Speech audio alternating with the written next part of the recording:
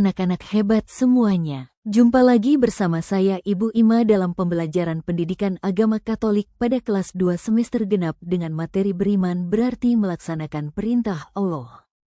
Mengawali pembelajaran kita saat ini, marilah terlebih dahulu kita berdoa. Dalam nama Bapa dan Putera dan Roh Kudus.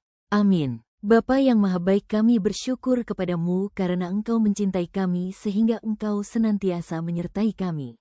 Bantulah kami agar selalu setia pada perintah dan kehendak-Mu. Demi Kristus Tuhan kami. Amin. Dalam pembelajaran ini, anak-anak diharapkan mampu. Perta menjelaskan makna dari beriman. Kedua mengungkapkan bahwa Bapak Abraham merupakan teladan orang yang taat pada kehendak Allah, dan yang ketiga adalah membiasakan diri untuk melaksanakan perintah orang tua. Anak-anak sekalian, dalam pembelajaran ini kita mendengar dan membaca bersama cerita anak-anak petani. Pada suatu kesempatan ada seorang petani yang mendapat karunia dari Tuhan. Ia memiliki kebun anggur yang luas. Ia memiliki 3 orang anak yang tidak suka bekerja. Karena Pak Petani ini sudah tua dan tahu bahwa dia akan meninggal, maka ia memanggil ketiga anaknya untuk menyerahkan kebun anggurnya kepada mereka. Pak Petani memberikan nasihat kepada anak-anaknya bahwa sesudah Bapak meninggal, segala sesuatu yang Bapak miliki adalah milik kalian, dan di dalam kebun anggur itu tersimpan harta karun dan semuanya adalah milik kalian. Tak lama kemudian Pak Petani itu meninggal dan anak-anaknya mulai bekerja untuk mencari harta karun itu untuk dibagikan kepada mereka. Mereka mulai mencangkul tanah dan mencari harta karun, tetapi mereka tidak menemukannya dan mereka berpikir bahwa ayahnya pasti keliru memberi pesan. Namun beberapa minggu kemudian pohon anggur itu mulai berbuah dan banyak. Melihat semua itu, mereka menyadari bahwa ternyata harta karun yang dimaksudkan adalah bekerja keras untuk mendapatkan panenan yang berlimpah. Mari kita simak bersama juga kisah Ishak dikorbankan oleh Bapak Abraham. Pada suatu hari Allah menguji Abraham dengan meminta untuk mempersembahkan Ishak kepada sebagai persembahan di Gunung Moria.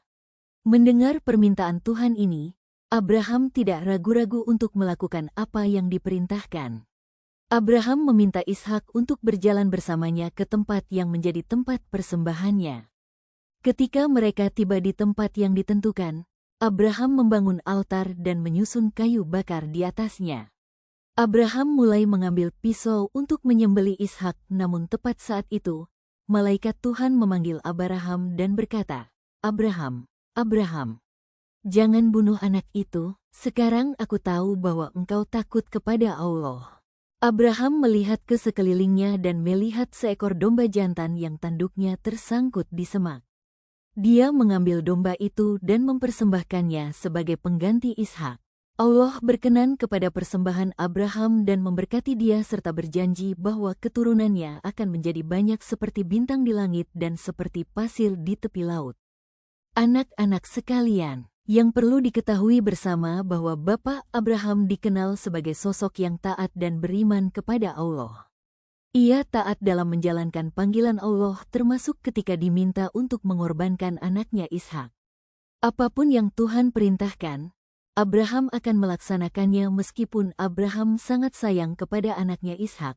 Tetapi karena ketaatannya kepada Allah, Abraham rela dan ikhlas untuk mempersembahkan Ishak kepada Allah. Karena ketaatan inilah, maka Ishak tidak jadi dikurbankan karena Tuhan telah menyediakan seekor domba sebagai pengganti Ishak. Karena ketaatan itulah, Tuhan memberkati dan memberikan kemakmuran kepada Abraham dan keturunannya. Beriman kepada Tuhan berarti percaya kepadanya, taat melaksanakan perintahnya dan menjauhi larangannya. Marilah kita meneladani Bapak Abraham dengan selalu taat melaksanakan perintah Tuhan, rajin berdoa dan melakukan perbuatan baik. Usaha yang dapat kita lakukan adalah taat kepada guru di sekolah, orang tua di rumah, dan bagi semua orang. Nah, anak-anak sekalian, mari kita menutup pelajaran kita ini dengan berdoa. Dalam nama Bapa dan Putera dan Roh Kudus. Amin. Bapa yang Maha Baik, kami bersyukur kepadamu karena Engkau mencintai kami. Bantulah kami agar selalu taat kepada kehendak-Mu. Demi Kristus Tuhan pengantara kami. Amin. Yuk Kek, selalu diingat untuk mengenali perasaan kita dan mengungkapkannya dengan baik. Dadah, sampai jumpa lagi di pembelajaran berikutnya. Sekian dan terima kasih. Shalom. Salve.